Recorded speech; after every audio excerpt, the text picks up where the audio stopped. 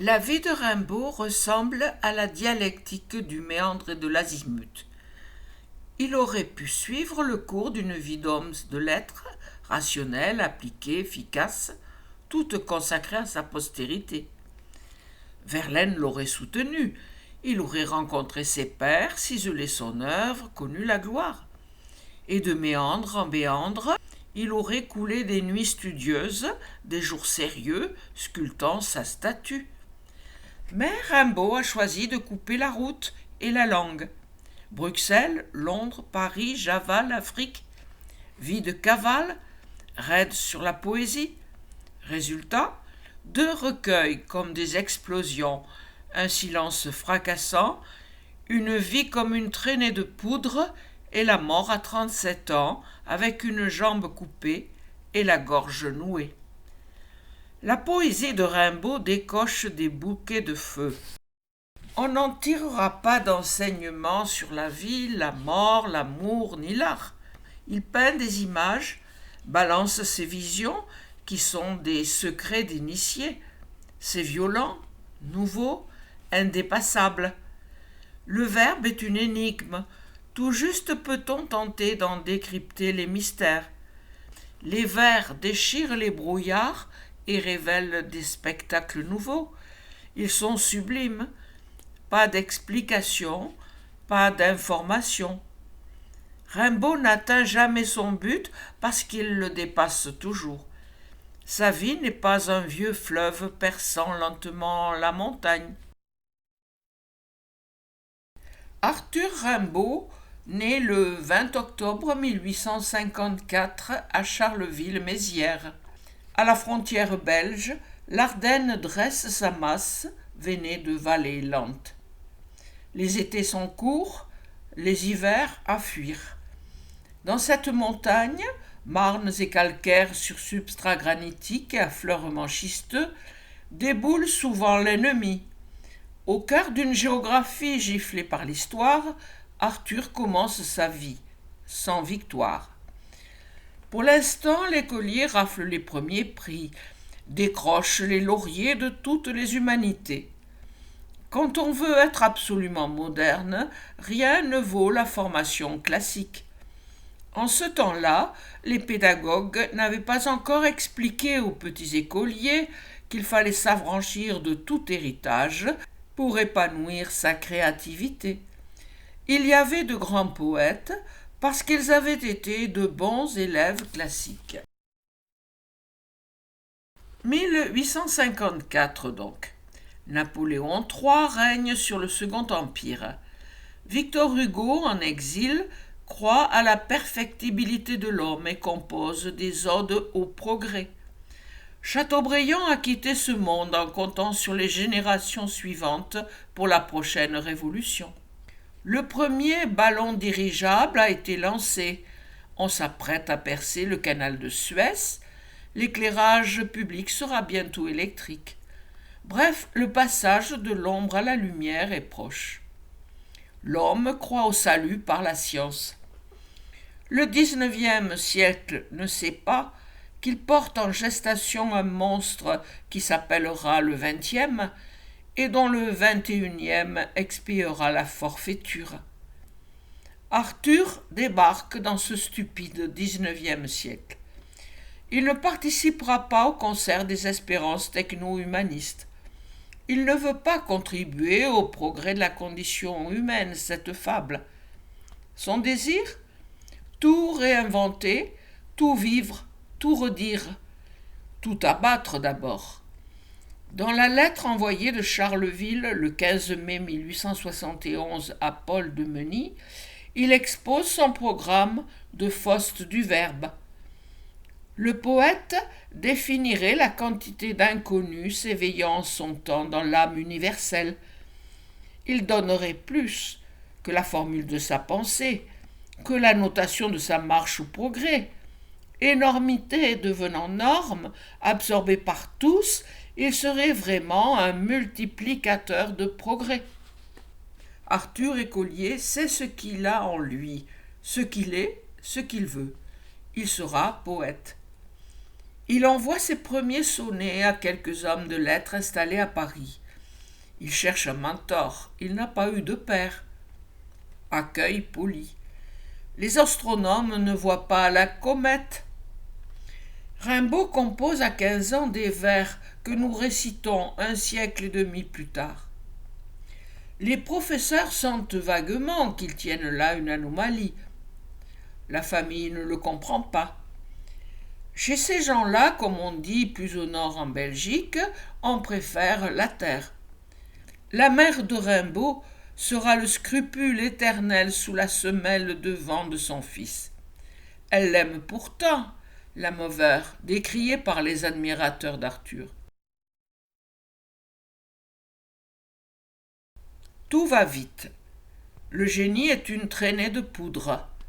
Seul Hugo réussit à être Hugo jusqu'au bout de son existence.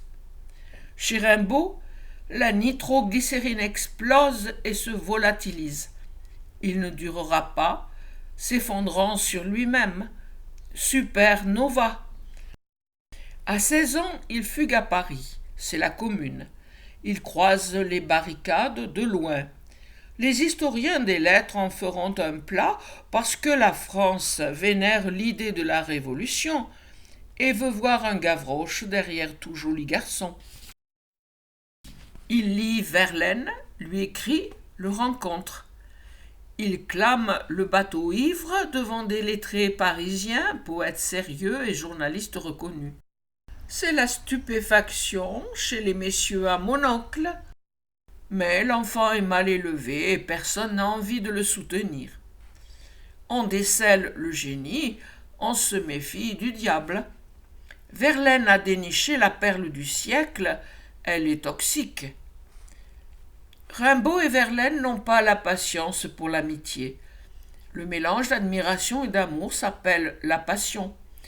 Ils vagabondent à Paris, Londres, Bruxelles. Derrière eux, la traînée du scandale. Ils s'aiment, se haïssent, se retrouvent. Verlaine quitte sa femme.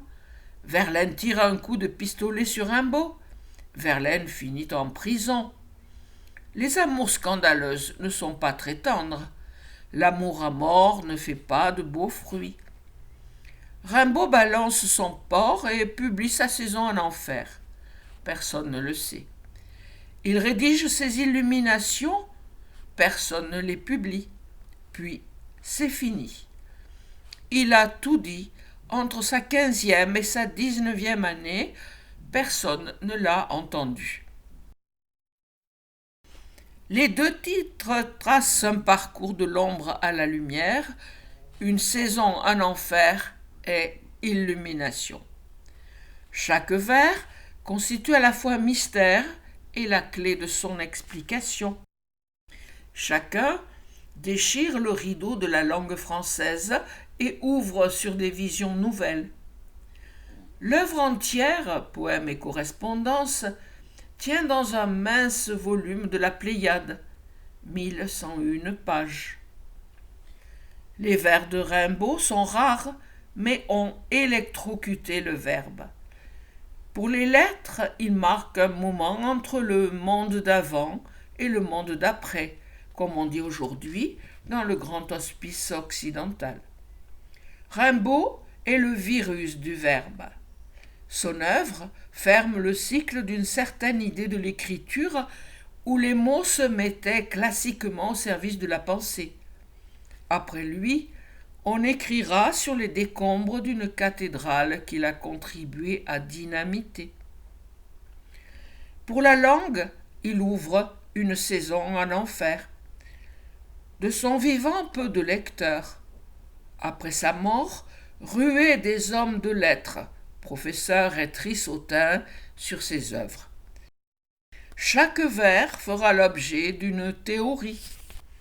Rimbaud sera chrétien pour les chrétiens, anticlérical pour les ravacholiens, communiste pour les communistes, précurseur de la psychanalyste pour les psychanalystes. Dans la cuisine moderne, on l'accommode à toute sauce. Chaque commentateur produira sur Rimbaud des sommes supérieures à sa propre production. Le malheur des poètes est d'être le miroir dans lequel chacun croit se reconnaître. Verlaine se chargera de faire connaître Arthur après sa mort. Il avait déjà signalé en 1888 qu'un jeune poète avait écrit une prose de diamant qui est sa propriété exclusive et qu'il appartenait à un cercle de poètes maudits où gravitaient Corbière, Mallarmé, Lautréamont et Marceline des bords de Valmore. Rimbaud ne saura rien de sa gloire naissante. À 19 ans, après avoir publié Une saison en enfer et rédigé Les Illuminations, il prend la route pour de bon et se tait. On ne l'y reprendra plus. Il a dit ce qu'il avait à dire, cela suffit pour les siècles.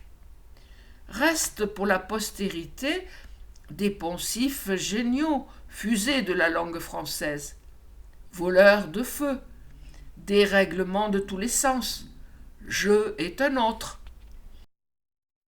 Désormais, Rimbaud errera dans les confins, tentera de gagner son pain, s'offrira au soleil d'Afrique.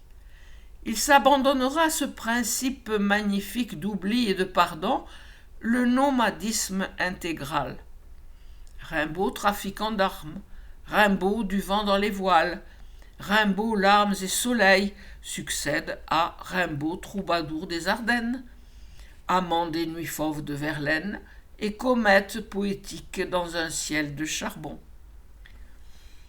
À présent, c'est Rimbaud de Corto Maltese et des soirs bleus de la mer Rouge. Le Rimbaud d'aventure qui entraîne toujours vers l'Abyssinie les voyageurs en quête de Patagonie lointaine, c'est-à-dire d'exil intérieur. Ceux-là seront déçus. Il ne reste plus rien d'Arthur dans les sables d'Afrique, sinon l'ombre de quelques maisons sous un soleil de mort. La présence de Rimbaud est dans ses poèmes. Si on veut le rencontrer, il vaut mieux ouvrir Une saison en enfer que prendre un billet d'avion à destination d'Aden. En 1891, retour d'Ardard à Marseille pour mourir d'un cancer du squelette dans les bras de sa sœur. Rideau. Rimbaud, c'est l'histoire d'une époque pas digne de son barde.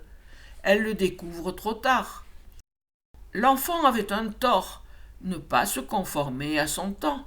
Reste à lire les fleurs de sa saison plutôt qu'à nous exciter de ses embardées. Ou alors, imitons Patti Smith, aimons les deux versants de la montagne. Lubac, Rimbaud noir des nuits d'alcool, et Ladré, Rimbaud blanc du verbe pur. Rimbaud est certes un bon candidat à la société du spectacle, mais il serait dommage de préférer ses frasques à ses fresques. Pourquoi le silence? Mystère de Rimbaud. Postérité totale, minceur de la production. Dans le règne de la quantité, ce rapport disproportionné entre l'onde de choc et la taille de la source fonde une noble anomalie. Comment œuvre si maigre peut-elle avoir ouvert le cycle de l'avant-garde? Comment une poignée de vers peut-elle ébranler le temple de la poésie? Tout se pèse en volume dans notre siècle de boutiquier. Le miracle de Rimbaud échappe au calcul. Épitaphe pour Rimbaud. Ne faisant que passer, il a laissé sa trace. Mallarmé appelait Rimbaud le passant considérable.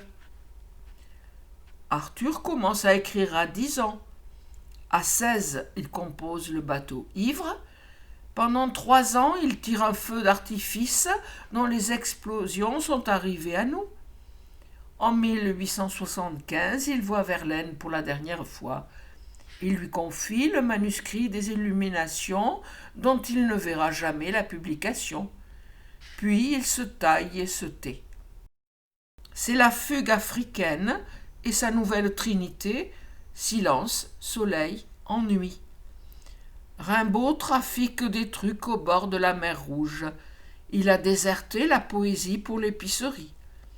Les plus polis de ses biographes appelleront cela l'aventure.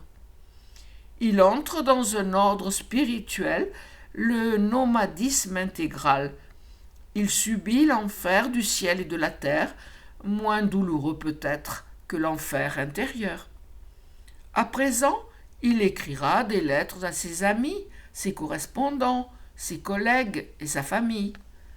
Parfois de simples listes d'armes, de livres, parfois un catalogue de récriminations. Pourquoi s'est-il tu?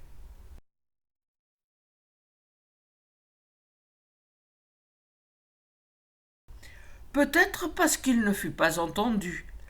Il aurait opposé un silence humilié à l'indifférence. Ses tentatives de publication furent presque toutes vouées à l'échec. Une saison en enfer sera certes éditée en 1873 par un artisan de Bruxelles financé par Madame Mère. Le 22 octobre, il retirera ses exemplaires d'auteur. C'est tout. Les journaux ne publièrent presque aucun de ses poèmes. Les poètes recevaient ses livraisons et se fendaient parfois, comme Banville, d'une réponse distante. Isambard, le professeur, Demeny, le poète, ne saisissaient pas toute la portée des lettres de leur ami Arthur. À Paris, il tenta sa percée. Il intrigua les poètes, mais la fascination ne se mua pas en soutien. Pas de tribune, nulle édition, peu de reconnaissance. Il dérangeait. Le génie faisait peur. L'irrévérence dégoûtait. Seul Verlaine, après les années 1880, une fois retombé le scandale faunesque, publia les œuvres de son âme damnée. Philippe Solers. Rimbaud est parti et s'est tu parce qu'il n'avait rien à dire aux hommes de la fin du siècle dernier. Solers écrit en 1990. Qui sont dans un autre décor les mêmes que ceux de la fin du XXe siècle. Rien à dire au milieu littéraire, bien entendu, mais rien à dire non plus à la Troisième République et à son clergé qui se perpétue jusqu'à nous. Peut-être considérait-il ces poèmes comme des feux grégeois, échappés de jeunesse, destinés à se consumer. L'aventurier tenait pour des reins sûrs ce que Verlaine appelait une prose de diamant.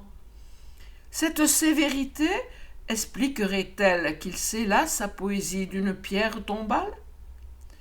Enfin, je demanderai pardon pour m'être nourri de mensonges. Et allons, refrain vers l'ailleurs, prophétie du silence. Peut-être se lasse-t-on d'une vie sacrifiée aux rêves, aux mots, aux visions, ectoplasme vaseux. Dégoûté de la vie onirique, on empoigne le réel. Dans Adieu fuse cet aveu. Moi qui me suis d'image ou ange, dispensé de toute morale, je suis rendu au sol, avec un devoir à chercher, et la réalité rugueuse à étreindre. Paysan. Le temps de l'action est venu, le temps des mots est passé. Il y a des âges pour le silence. Ainsi des poètes les plus nobles. Un jour, ils troquent la plume contre la pioche. L'abstrait ne suffit plus. Simone Veil entre à l'usine. Tolstoï cultive la terre. Saint-Exupéry pilote son avion. Céline soigne les pauvres. Peggy charge son fusil. Paysan, toute âme descend un jour de l'Olympe pour savoir à quoi ressemblent les fosses. Rimbaud avait coloré les voyelles. À présent, il lira la prose du monde. Le philosophe américain Emerson, champion du retour à la nature, la réalité rugueuse, écrit « Il faut que la solution de ces questions se trouve dans une vie et non dans un livre. Un drame ou un poème est une réponse approximative et oblique. Pour Rimbaud, fin de l'approximatif, fin de l'oblique, action. Sur les plateaux de cinéma, quand on crie action, on ajoute silence. Peut-être Arthur voulut-il racheter ses forfaits. C'est l'ultime explication du silence. Elle est d'ordre spirituel. L'Ardenne, Paris, Bruxelles avaient tracé la géographie maudite. Le soleil d'Arabie purifierait les forfaitures, et le martyre physique assurerait la rémission. Rimbaud ajouta le silence pour alourdir le poids du cilice. Il renonça à la poésie parce qu'elle était la langue du mal. Sœur Isabelle, la très catholique sœur d'Arthur, voulut nous faire avaler cette couleuvre. Elle est peut-être vraie. Les curés le souhaitent, les libres penseurs le contestent. Ainsi, les hypothèses du silence de Rimbaud se succèdent-elles, variées, nombreuses, oiseuses.